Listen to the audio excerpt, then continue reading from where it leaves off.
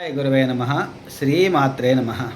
మనకి చాలామంది కూడా రకరకాల ప్రశ్నలు అడుగుతూ ఉన్నారు ఈ రాఖీ పండుగ గురించి.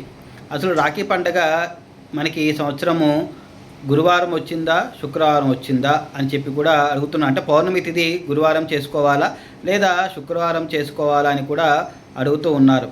అలాగే కొంతమంది మాకు అక్క చెల్లెలు లేరు, మరి మాకెవరు రాఖీ కడతారు అని కూడా అడుగుతూ ఉన్నారు. అలాగే ఇంకొన్ని ప్రశ్నలు కూడా చాలామందికి చాలా రకాల సందేహాలు ఉన్నాయి. అవన్నీ కూడా మనము ఈరోజు ఈ వీడియోలో తెలుసుకునే ప్రయత్నం చేద్దాం. ముందుగా మొదటి ప్రశ్న ఏమిటంటే, రాఖీ పండుగ అసలు ఎప్పుడు చేసుకోవాలి?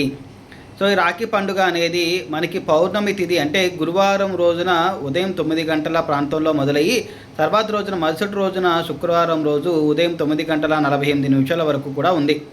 అయితే మనకి సూర్యోదయం రోజున ఏ తిథి అయితే ఉంటుందో ఆ తిథినే మనం ప్రామాణికంగా తీసుకుంటాం. కాబట్టి ఈ సంవత్సరము మనం రాఖీ పండగ ఆగస్టు 28వ తారీఖున శుక్రవారం నాడే చేసుకోవాలి. అందులో ఇక ఎటువంటి సందేహం లేదు, వేరే ఆలోచన లేదు. కొంతమంది గురువారం కట్టుకోవచ్చా శుక్రవారం కట్టుకోవచ్చా అని అడుగుతున్నారు. గురువారం కట్టడానికి వీల్లేదు, ఖచ్చితంగా అందరూ కూడా శుక్రవారమే కట్టుకోవాలి. ఇది మొదటి ప్రశ్నకు సమాధానం అన్నమాట. మనకి రాఖీ పండుగ ఎప్పుడంటే అందరూ కూడా శుక్రవారం రోజునే మనం రాఖీ పౌర్ణమి జరుపుకోవాలి. అయితే ఈ రాఖీ పౌర్ణమి జరుపుకునేటప్పుడు చాలామంది అనుకునేది ఏంటంటే కూడా ఈ రాఖీ పౌర్ణమి అనేది కేవలము అన్నా చెల్లెలు లేదా అక్కా తమ్ములు మాత్రమే రాఖీ కట్టుకోవాలి అనే సాంప్రదాయము మనకి గత కొంతకాలంగానూ వస్తూ ఉంది కాలానుగుణంగా. అయితే ఈ రాఖీ అనేది ఈ రక్ష అనేది ఎవరికైనా కట్టవచ్చును. అంటే ఎవరికైనా అంటే భార్య భర్తకి కట్టవచ్చును, తల్లి కొడుకు కట్టవచ్చును. అంటే ఇప్పుడు ఎవరికైనా సరే కొంతమందికి మగపిల్లలే ఉంటారు, ఆడ సంతానం ఉండదు. అటువంటి మనం వారికి ఎవరు కడతారు అంటే తల్లి కొడుకుకి రక్షగా కట్టవచ్చును. అలాగే కొంతమందికి కూతురు ఉంటారు, కొడుకులు అంటే వాళ్ళకి అన్నదమ్ములు ఎవరు ఉండరు. అలాంటి సందర్భంలో మరి కూతురికి ఆడపిల్లకి కట్టాలని ఉంటుంది. మరి ఎవరికి కట్టాలి అంటే తప్పకుండా తండ్రికి కట్టవచ్చును. కాబట్టి మన క్షేమాన్ని ఎవరైతే కోరుకుంటూ ఉంటారో, మన క్షేమాన్ని కోరుకునే వాళ్ళు, మన శ్రేయస్సును కోరుకునే వాళ్ళు, మనం కూడా ఎదుటివారి క్షేమాన్ని శ్రేయస్సుని కోరుకునే వాళ్ళు ఎవరైతే ఉంటారో వారు ఒకరికి ఒకరు ఈ రక్షణ కట్టుకోవడంలో ఎటువంటి తప్పు లేదు. అలాగే ఇంకా ఒకవేళ వారికి ఎవరూ లేరు కట్టడానికి, అంటే వారికి అక్క చెల్లెలు లేరు, లేకపోతే ఇంకా మిగతా వాళ్ళు కూడా మాకంటూ ఎవరూ లేరు అనుకునే వాళ్ళు ఎవరైనా ఉన్నా సరే చక్కగా ఒక ఎరుపు దారాన్ని కానీ పసుపు దారాన్ని కానీ చక్కగా ఒక రక్ష తీసుకొని భగవంతుడి దగ్గరికి వెళ్ళి భగవంతుడి పాదాల ముందు మనకి గుళ్ళో ఉన్నటువంటి అర్చకుల స్వామి ఎవరైతే ఉంటారో వారికి చెప్పి చక్కగా మీ గోత్రనామాలతో పూజ చేయించుకొని మనకి చక్కగా ఆ అయ్యవారిని కనుక మనకి రక్షగా కట్టమనొచ్చు.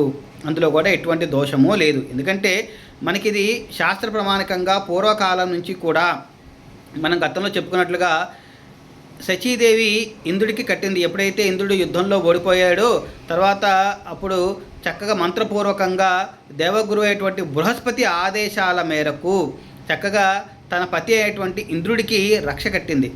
అలాగే బలిచక్రవర్తికి లక్ష్మీదేవి తన సోదరుడిగా భావించి రక్ష కట్టింది. అలాగే మనకి మహాభారతంలో చక్కగా ధర్మరాజుల వారికి ఎంతోమంది ఋషులు వారు కూడా ఆయనకి రక్ష కట్టారు. అంటే ఇక్కడ పరస్పరము రక్ష కట్టుకోవడంలో ఎటువంటి దోషము లేదు అని చెప్పి మనకి శాస్త్ర ప్రమాణికంగా తెలుస్తూ ఉంది. కాబట్టి ఇందులో దోషం అయితే ఏమీ లేదు. కాబట్టి ఎవరైనా సరే మన శ్రేయస్సు కోరుకునే వాళ్ళు ఎవరైతే ఉంటారో వారందరూ కూడా రక్ష కట్టడంలో ఎటువంటి తప్పు అయితే లేదు. ఈ విషయాన్ని అందరూ కూడా గమనించండి.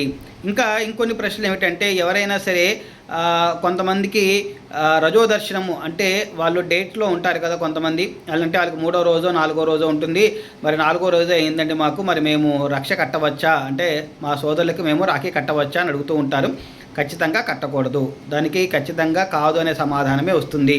5వ రోజు స్నానం అయిపోయిన తర్వాత వారికి రజోదర్శనము కాకుండా ఉంటేనే, అంటే కేవలం 5వ రోజు వచ్చిందని మనం వెంటనే వెళ్ళి రక్ష కట్టకూడదండి. 5వ రోజు కూడా వాళ్ళకి కొంతమందికి రజోదర్శనం అనేది అవుతూ ఉంటుంది. రజోదర్శనము కాని వారు మాత్రమే వాళ్ళ సోదరులకు రక్ష కట్టాలి. అలాగే ఇంకా కొంతమంది ఇళ్లలో ఏటి సూతకంలో ఉన్న వాళ్ళు ఎవరైనా ఉండవచ్చు. అలాంటి వాళ్ళు కూడా ఉన్నప్పుడు కూడా వాళ్ళు పెద్ద పెద్ద వ్రతాలు నోములు వంటివి చేయకూడదు. కానీ ఇలాంటి సందర్భంలో కట్టడంలో దోషమైతే ఎటువంటి దోషమైతే ఏమీ రాదు, వారు కట్టుకోవచ్చు. అందులో ఇబ్బంది అయితే ఏమీ లేదు.